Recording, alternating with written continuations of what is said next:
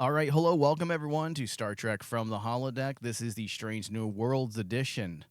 Okay, so not a lot of time to waste because we got to get into the silly real quick here, Dave. Yes. Yeah. There's not a lot to break down when it comes to this particular episode, but there's a lot of feelings, I think, that we are going to be sharing about this week's episode. This episode of Strange New Worlds, titled 4.5 Vulcans, it leans into comedy in a way that feels, to be fair, feels distinctly Star Trek in terms of sheer levity, Yeah. even if it does stumble narratively. And it absolutely does stumble, narratively speaking. This episode embraces what some call the comfort food vibe that made the first two seasons of Strange New Worlds so charming. I see those statements a lot, but that's just Star Trek. Star Trek's always had these comfort food vibe episodes where there isn't a lot of stakes, but it's more or less a time to take a break from the intensity of the immediate drama of the season. Deep Space Nine, notorious for doing stuff like that. TNG, notorious for doing stuff like that. Discovery didn't so much. It's the only series that really stuck to that serial, I call it tragic format, because a lot of people don't realize Discovery is basically Attic tragedy. It's Greek tragedy is what it is. Yeah. And when you do Greek tragedy, there isn't really a lot of room for feel-good levity. And ultimately, Dave, isn't that kind of the reason why people had problems with Star Trek Discovery? It was just way too serious at times. Yeah, because it was I think everyone kept saying, why does everyone have to cry Yeah, well, every time in Discovery? But it's kind of just like what you said, that's the format. It's supposed to be nonstop kind of drama. it's a different type of Star Trek. It goes to the statement that me and you have made constantly with Strange New Worlds format, trying to be like TNG and DS9, and us telling them they can't waste time. Yeah. They can't because of the shortened episode. Well, obviously they can waste time, David, Apparently. because they spent half the season, balls to the wall. The first 6 episodes of the season, we're like, damn, this is how you write a show. If you have 10 episodes, this is what you do. Look how much story we're burning through. And then right after sometimes I just need to keep my mouth shut, Dave, because the moment I said that, the brakes were just slammed. And I and yourself, we just fell right through. Do you fall or are you thrown through the windshield? No, I was thrown through the windshield. No, by this time. you were actually that person that sits behind the driver who doesn't wear a seatbelt, but I was. But it doesn't matter because you flew through me and I'm dead as well. That's what they've done to us in these last few episodes. Particularly with these 2 episodes. Yeah. I mean, and David, that might sound really rough or mean, overly critical, but we're not. This isn't being overly critical. It's just a fact. They really did bring the entire story to a screeching halt. Mm-hmm. And that's the thing that one of the things I've brought up in the past episodes is, what are you doing for your narrative at this point? And last episode, that was the biggest question I had. It was okay, going into the next couple episodes, how is this going to tie in? Yeah. Then you jump into this, and I'm even further going, how does this tie into everything now? Because yeah, I know there are some connections, and we'll get into that.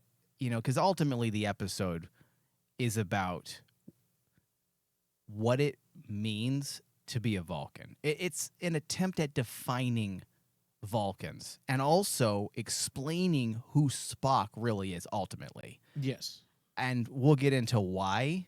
And that may seem murky because it is. This episode is a struggle bus. Not the content necessarily, and not even what they were attempting to do.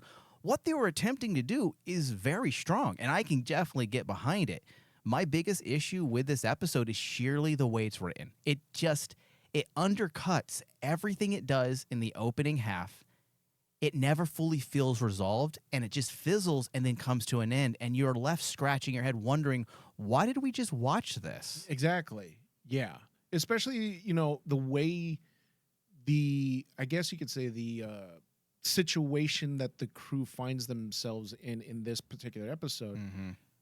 it never felt like there were stakes. Like, Well, because you- the only stakes, the stakes were the Vulcans having to teleport to the pre-warp planet, but we didn't even see that. That We was didn't all see done it. off screen, and then it's just hijinks for the rest of the episode. yeah, and then the question became, well, how do we turn them back?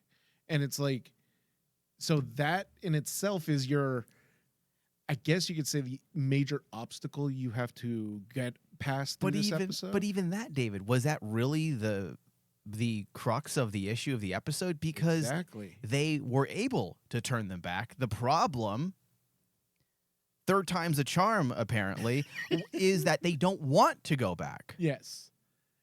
And I know what they were trying to do, because Star Trek is notorious for playing with license and agency and consent. We've seen stuff with like the Tuvix episode. We've seen things like with the clone of Trip, where you have to really get into the ethics. Do they have a voice? Do they matter? Are they real people or are they not real? And I'm like, I get what you're trying to pose here, but it's quite clear that Pike never wanted to be a Vulcan. So why are we even entertaining the idea? Exactly. And that in itself is like the problem I have with the episode, is because I see what they're trying to do. I see what the moral of the story that you're trying to say. However, this scenario doesn't fit that type of story, because your 4 characters that basically got turned into Vulcans didn't really want to be turned into Vulcans. Yeah, it was begin with. Yes, and it was agreed that once the mission's done, we're going to transition back. The difference between the other ones, like the Tuvix thing and even the Riker stuff when he has to deal with his clone, all that stuff starts because of an accident. It was an accident. This was actually premeditated. Yeah, well, the Trip clone wasn't an accident, but it was a means to an end. It A was means to an it was end. a way to save Trip's life by cloning a version of him that would only live for I think it was 2 weeks. Oh my God, yeah, that's right. And yet he had all the memories of Trip, but then he also knew he wasn't Trip and that Trip- he's going to die in 2 weeks. I mean, that's an episode right there. That's an episode. That's a brilliant episode of Star Trek in terms of tackling ethics. All right, so let's focus a little bit on this here. The episode embraces, as I was saying, the levity, the comedy side of Star Trek. And so far this season, we've gotten those nostalgic touches. We had Trelane's antics, holodeck hijinks, and, I guess you can say a pre-united original series crew cameos. And among this season's offering as well, 4.5 Vulcans is an episode that, as I was saying at the top of the show, does feel like a genuine attempt to evoke the feel of earlier Trek. Even if its payoff doesn't quite match the setup, it is a genuine effort. Much like the last episode we discussed, the documentary episode, it was coming from a good place, but ultimately the script and some of the ideas, the gimmicks, got in the way. Yeah. Same thing with this episode, and we'll get into why in a moment. So the Synapsis, the Enterprise away team, Pike, La'an, Chapel, and Uhura temporarily transform into Vulcans to help a pre-warp planet in crisis. Hijinks ensue as the crew navigates their new Vulcan abilities, behaviors, and logic-driven personalities. Meanwhile, the unaltered crew must contend with the chaos of their newly Vulcanized friends. Okay, so before I was privy to the entire episode, just within those opening moments prior to the teaser, I was already a little concerned with some aspects of the setup. That simply being biologically transformed into Vulcans, would it automatically make Pike, La'an, Chapel, and Uhura act like the disciplined, logical Vulcans we're familiar with?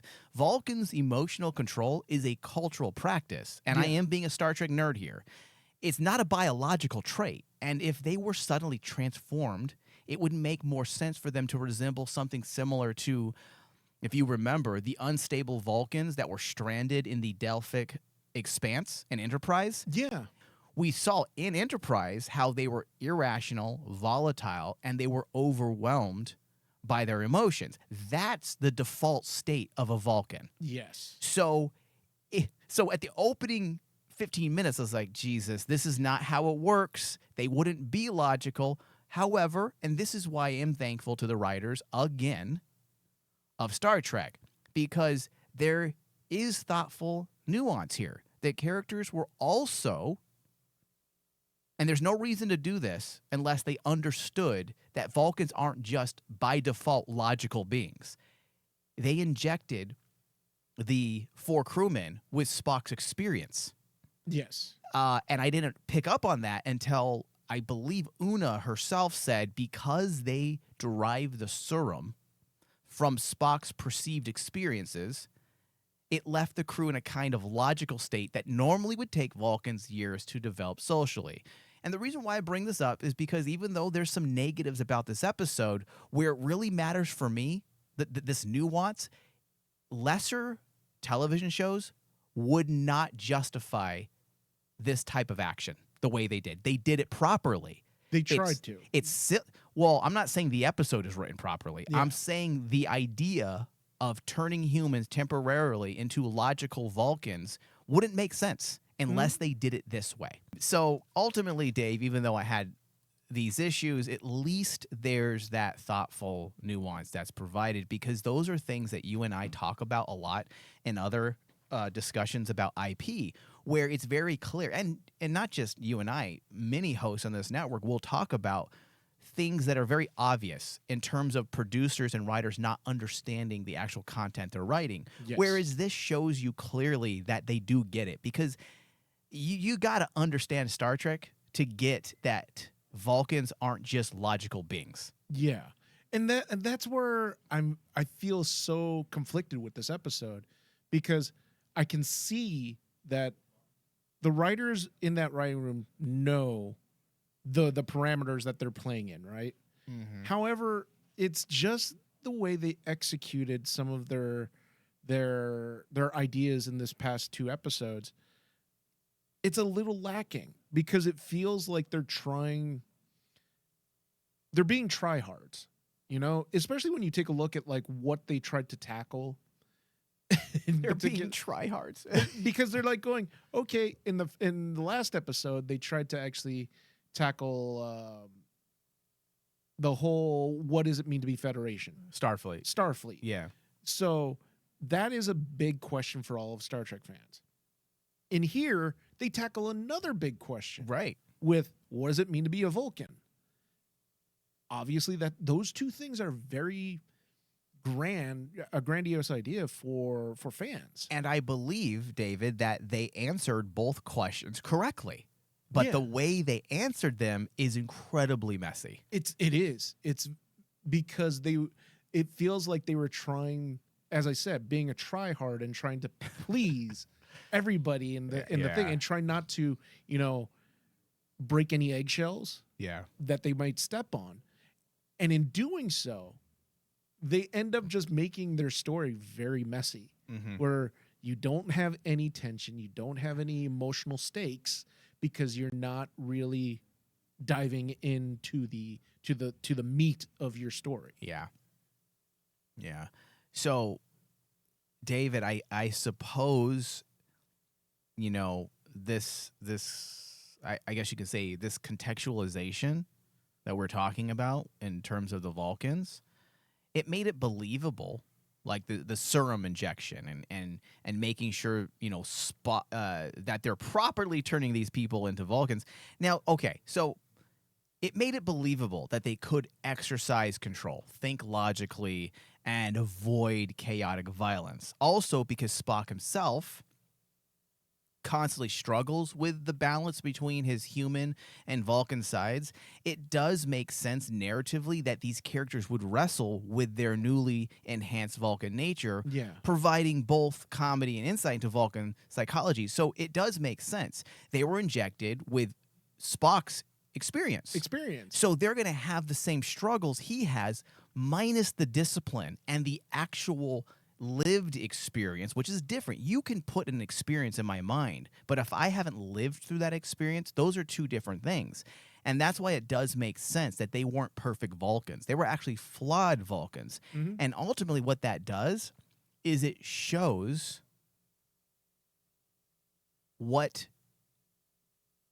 how much effort Spock must actually put into being who he is, balancing the human and balancing the Vulcan. And that's really where the episode ultimately excelled. You know, the premise and the execution. Well, it re-emphasized the idea that Spock's story is about two beings in two different worlds, a being of two different worlds, right? And that is what the crux is of of this whole focus on Spock in this episode, because I think that's why at first I was like thinking the character of Doug is just brought in for comedy's sake. Right. But in actuality, when you actually take a step back, Doug is supposed to be the foil to Spock, because Doug is actually the quote-unquote perfect Vulcan. Or perhaps he's the foil to the four Vulcans, Pike, Uhura, La'an, and Chapel, because they are the example of not the perfect Vulcans. Because at first I had a lot of problems with the way Pike was being characterized and the way Uhura was being manipulative, and then that was just creepy. And the way that La'an wanted to conquer the ship and space, and she ultimately, what they did with her, La'an, is ultimately what helped me understand what they were doing, and they were showing how difficult it is to be a Vulcan and balance the other side of that. It shows how much discipline it truly takes. Yeah. You know, the episode juggles, as we were saying, the larger questions. What defines a Vulcan? And they did this successfully, this aspect. And what defines the essential selves of Pike, La'an, Chapel, and Uhura? Those are also questions that were posed. So while the script hints at deeper exploration, it mostly focuses on letting the actors cut loose. They had some importance there. They had something important they wanted to say, but ultimately it just felt like another episode where the actors can just let their hair down and perform and have fun. So in terms of what defines a Vulcan, however, I understand what the episode was attempting to gesture toward. Using or being Vulcan, I should say, is more than simply living by logic. It is a balancing act, one that requires constant effort to manage emotion while striving for rational decision-making. So logic by itself, which long-term Star Trek fans, I think most of us get this by now. Yeah. Logic by itself, without the grounding of life experience and discipline, amounts to nothing. Yeah. So largely, that's what Chapel's inclusion in all of this was about. She comes through this experience, she comes to understand the immense effort it takes for Spock to exist as he does. That's the connection with the rest of the season.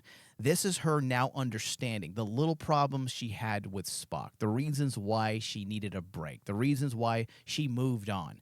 There was something about Spock that didn't work for her, and now she understands it.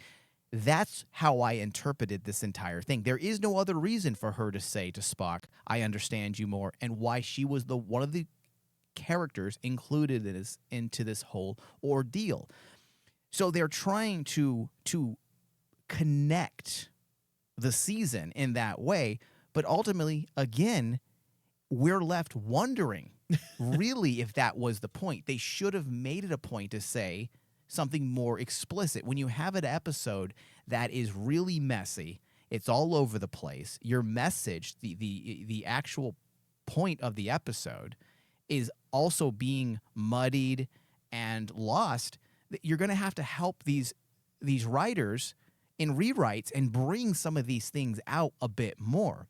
Yeah. Because, yes, largely that's what Chapel's inclusion in all of this was about. She comes to understand, as I said, the immense effort that it takes to be Spock.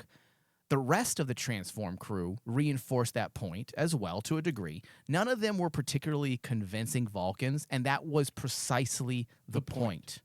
From this perspective, Patton Oswalt's Doug also functions more coherently. We can see what he's about. His purpose comes to the surface. He becomes the actual contrastive element that highlights what Spock represents: a Vulcan profoundly shaped by human culture, yet still distinctly Vulcan.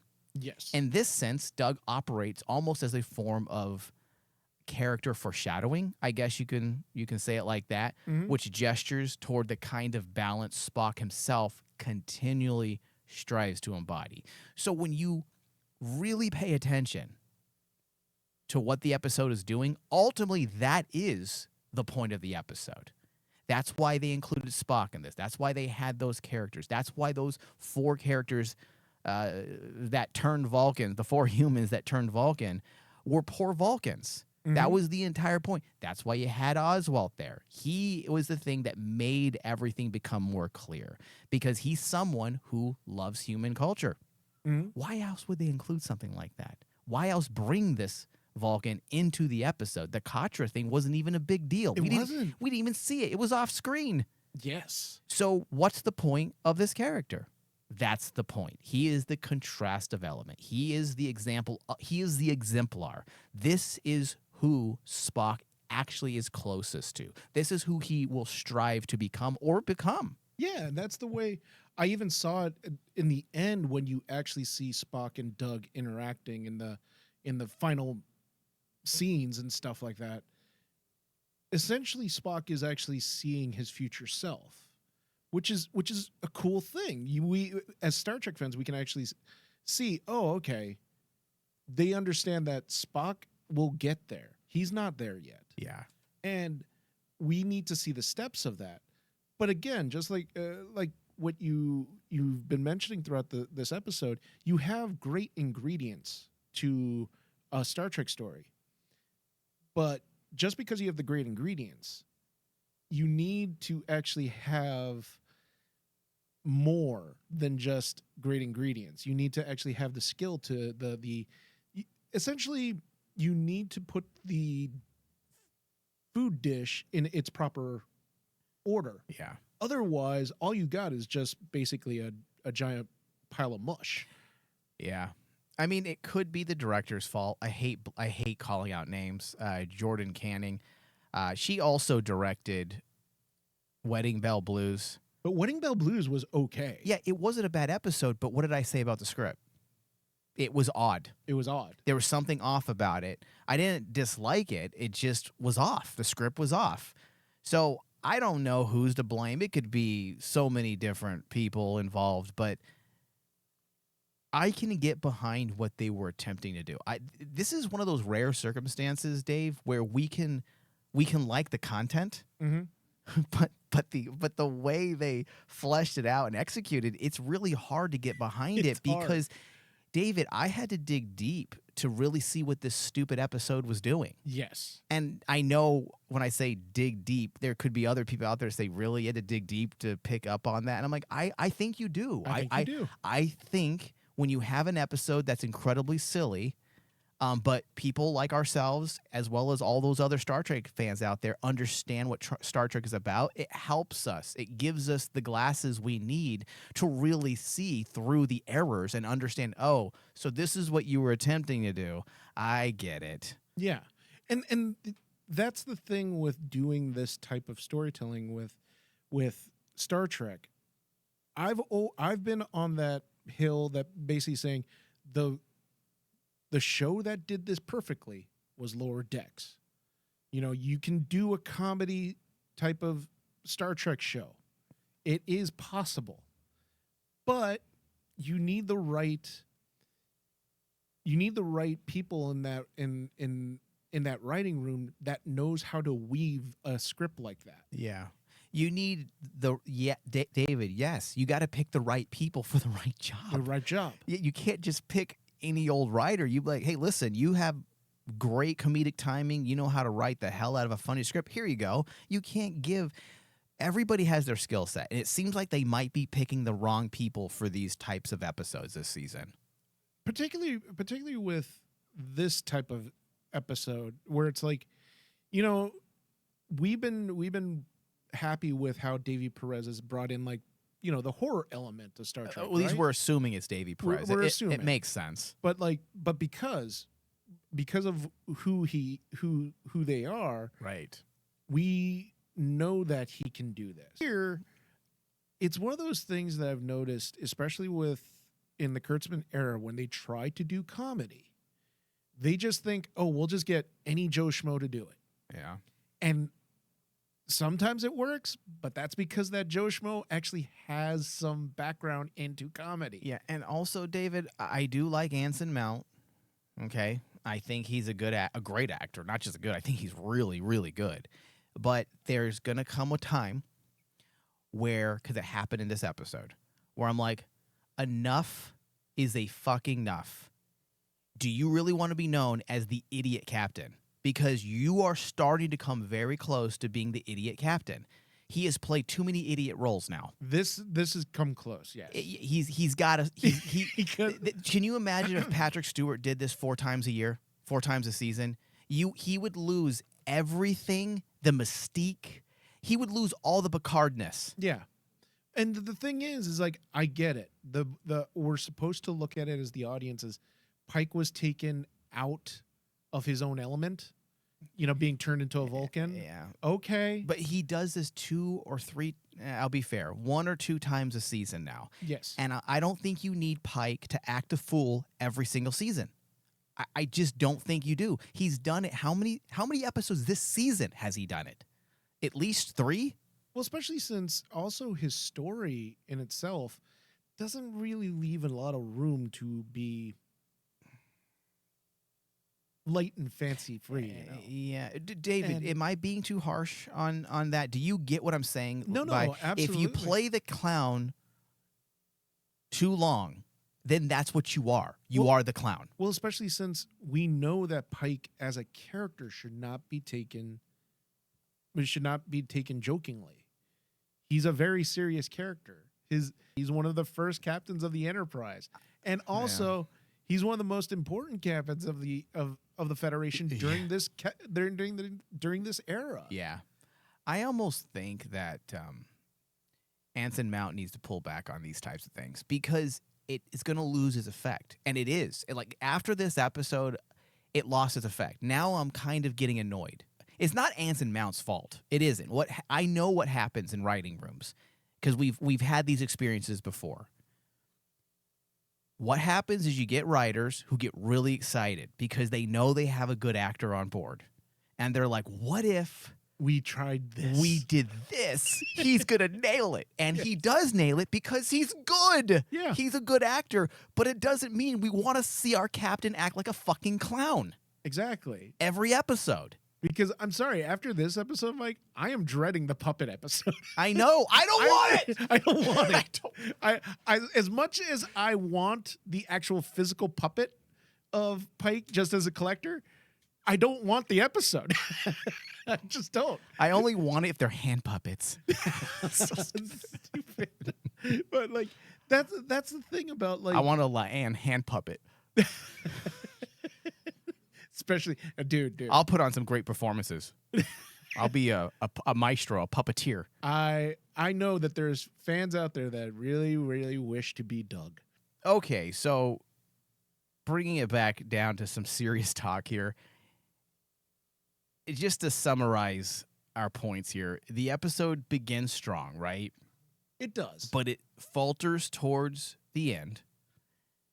And the finale undercuts potential character threads, such as the vulcanization impact on Doug and Una's relationship. Yeah. Okay. Where's the punch? What was the point? Some jokes, including a hot woman fawns over average guy gag, right? Yeah. It feels lazy and it misses the chance to deepen character dynamics. Especially for Una. Yeah. The Spock La'an stuff, the sexy fight dance was cool. It was cool. It was actually interesting how he won her back, how he was able to, I guess, touch her intellectually, her mind, and he was able to help her remember who she really is, right? That was kind of the point. Yeah. That was really artistically creative, but narratively unsatisfying. Yeah, because at the end of the day, it's almost like the stuff they tried to tackle, they only did it superficially. Well, okay, so they hinted at this love triangle between her, Kirk, And Spock. and Spock, and then nothing came Nothing of it. came of it. All we get is basically Kirk and Scotty, basically Kirk teaching Scotty about like drinking. See, that stuff I liked quite a bit. I like to see that Kirk's the cool guy that shows up. Scotty's kind of, as a young man, a little nerdy, and he's like, oh, cool, the cool guy wants to hang out with me. Like, I like that dynamic. That was fun. Yeah. In fact, I wish the whole episode was just following those two around the entire ship. That would have been better. But the thing is like at the end of the day, what was the point of them? You know what I mean? Is kind of like you have that really great, those great touch-up moments, and it just feels just like the writers in this particular episode just said, oh, let's do this. Oh, I think this will be really cool. Yeah. I think this will be really cool. Like, even Pelia, like, she's great, and she legitimately makes me laugh. I like her character a lot. Oh, yeah. But even in this episode, they pushed it too far. Mm-hmm. And, like, why is she acting extra stupid? It's just stupid. But it's true. She acted extra, true. and I don't want to. I say extra stupid. That means that she's stupid, but you get what I'm saying. She's a silly character. Yeah. She's eccentric, right? Yeah. So her oddness was like ramped up in this episode. yeah, it just all of it just felt very contrived and forced. None of it felt organic, and maybe it had to do with the unevenness, or I should say, the unevenness of the episode. Possibly had to do with the real world production issues, according to numerous articles, because a lot of people are hating this episode. And because they're Star Trek fans like ourselves, they're trying to look for excuses why this episode was not good. And apparently the writer's strike did affect large portions in the later episodes of season 3, production-wise. In fact, I believe that they had mentioned someplace on the net, I have it here, hold on. I believe Patton Oswalt's limited availability was due to the writer's strike. I could be wrong, but at least that's what I've read. It would make sense timing-wise. Maybe that's why we didn't get the full oomph of what that could have been between Una and Doug. And I will say this. Patton Oswalt, I wish he was in a better episode, because he actually played a Vulcan very well. Yeah, he did. People I think like Doug. So to see him perform, and we all know Patton Oswalt, he's a silly kind of ramped up type of character, meaning he plays high-strung characters at times. So to see him play someone low-key, very Vulcan-ish, I liked it. I like seeing that he can do a variety of things. Yeah, and that's the thing too, is like the stuff with Doug had so much potential, especially for the character of Una, that it felt very lackluster by the end of it. Like, I get it. We're supposed to only focus on Spock, but you do realize Una's story ties to Spock as well. So, I mean, actually bringing more of that in of Doug and Una would have actually made sense for this episode. But again, it just seems like they wanted to do other things. Like, honestly, dude, I think the Uhura Beto stuff could have been cut a little bit. Some of the Pike stuff with the Admiral could have been cut a little bit. I mean, you could make the argument, did they really need 4 Vulcans? They could have just used 2. I think the point could have been made with just 2. Maybe not 1, because I think we needed to see, because we know these characters, we all know their characteristics. So when we see them struggling with their human characteristics and their Vulcan logic, it makes sense. Yeah. So maybe they thought we needed 4 to fully understand what they were attempting to do. But it just seems like it was just too much. Like, quite honestly, if you're trying to focus on your narrative, I kept thinking to myself, do more with La'an and Chapel, especially if you're trying to tie it to Spock. Correct. David, you're not wrong. I Because- agree with that. Those are actually two choices that would have probably done the exact same job more effectively. Because I would have been in that writing room and I would have actually looked at it and says, what is the point of Uhura and Beto's story? The fact that basically she mind melds him and basically makes him into her I guess you could say her beta. Yeah. And that brings up a bunch of questions. And I'm like, you could have just taken Uhura out. Yeah, it sucks. We're not going to have Uhura as much in the episode. Yeah. But again, focus on your narrative. And David, just to be completely inappropriate here, like, listen, if you want to control Beto or any man, you don't need to Vulcan mind meld with him. All you got to do is whip those titties out. I'm your beta. I'm your beta. And that's the thing. It's kind of like it doesn't make any sense. Yeah, you're right. You're not wrong. And that's the struggle with this episode because the content that they were trying to tackle is good. It is. And there's even nuance there. There is an understanding. But the episode itself, it really needed a rewrite. It needed to fix. Yeah. It's incredibly messy. And I find it hard to believe that anyone working in Hollywood would read this and think, "Yep, this works. Let's go into production right now with this script." I honestly think you have the wrong cook as the writer in this episode.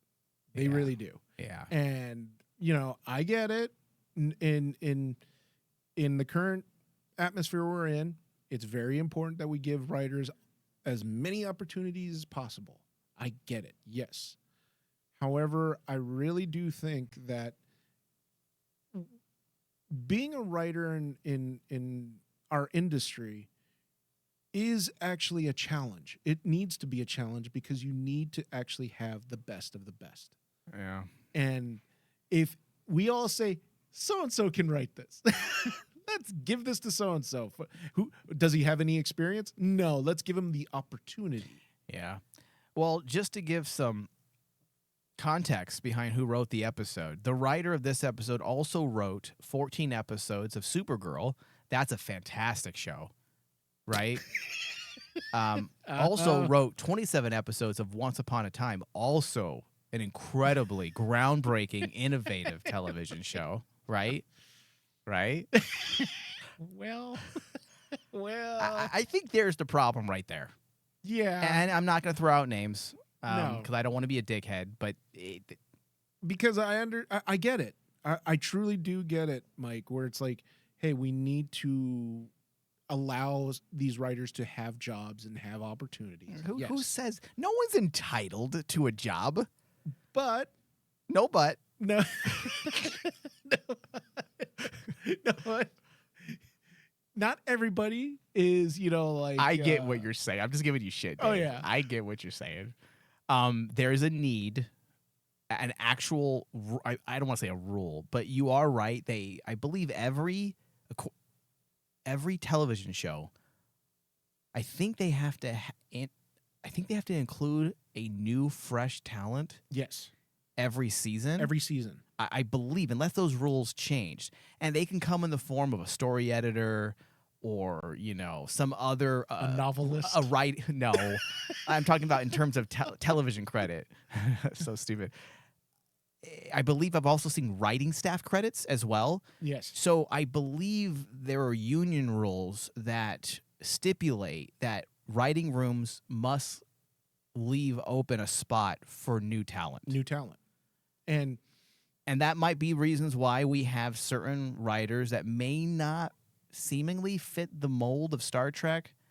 So hopefully they stick around and they learn from the other writers and they get better. That's what we can hope for. I mean, that's what usually happens because the writing staff on this show is very strong. yeah, I don't think we have much to worry about. But this episode is a struggle. It might be, and I'll be perfectly honest, it might be the worst episode of Strange New Worlds. I don't think I've ever felt this conflicted about an episode of Strange New Worlds. And David, that means I'm giving this a 65%. okay. So you gave it a 65. I'm actually giving this a 70 No. because we've had already now a second bad episode. And here's the funny part. We call it a bad episode, but to me, it's like it's a 70. Yeah. I mean, it's like I guess, there's other bad TV shows out there yeah, that a Strange New Worlds bad is like a regular TV show good. is a regular TV. Yeah. It really is. It really is. And like, I know that we're being hard on this particular episode, but when you actually start your whole season gangbusters, and we were giving like the first couple episodes like 90s. Yeah. And we were like going, oh, this writing room has it down pat. Mm-hmm. You gave us 2 bad episodes back to back. I think that really hurts because like the last episode I think is better than this episode. Yes. Because it's not as clustered fucked as this episode. We had problems with the format of last episode. We felt like it undercut the importance. This episode is actually just written poorly. It's not about what they chose to do with it and how to do it. It's not about the form. There's just too much. This episode is actually a poorly written episode. Yeah. I don't know if I would say that about the previous episode. It's just ultimately the decision they went with, making a documentary type of episode just didn't really go over well, in my opinion. But this episode is actually written poorly, in my opinion. Remember, last episode, we were saying that the gimmick is what ruins it. Yeah. The gimmick. It was the of the gimmick, writing. yes. Here, there's no gimmick behind this episode. Yeah. This is just flat out bad comedy writing. Yeah, and I don't know what they're doing because it's clear, David, once again, that the people watching the show don't care for these silly episodes. Because if you just go to IMDb, episode 1 is about roughly on average has 8 stars out of 10. Okay, that's a good rating. Yeah. Wedding Bell Blues, 6.5. That's a bad rating. Then it goes back up for Shuttle to Confori. Then it drops for A Space Adventure Hour to 6. Then it goes back up to 7.5 for episode 5, Through the Lens of Time. Then it goes up higher to 8.4 for episode 6, The Sellout Who Ate Its Tail. Then it plummets back down to 6.3 for episode 7, What is Starfleet? And it's 6.8 for this episode, 4.5 Vulcans. So if I was a producer looking at my ratings across the board, what would this tell me? We probably should pull back on the stupid episodes because people, I'm being harsh, on the silly episodes because it doesn't look like the fans actually are liking it. Yeah. And dude, they doubled down this season with the silliness. 4 silly episodes out of 10? Yeah, because you had Wedding Bell Blues, Space Adventure Hour. What is Starfleet? What is Starfleet isn't silly though. But it's gimmicky. Yeah, but let's not count that. So they have 3. Yeah, and then 4.5 Vulcans. Yeah. So, all right. Well, David, we do need to conclude our discussion. If you guys disagree, and you think that you want more of these, maybe next season they can do 5.5 Vulcans. Maybe that can be a thing every year. They just go up till the end, all the way up to like what, 6.5. Let's turn Kirk into a Vulcan just randomly. Yeah. All right. That's it for us. Thank you, David. Thank you. Live long and prosper.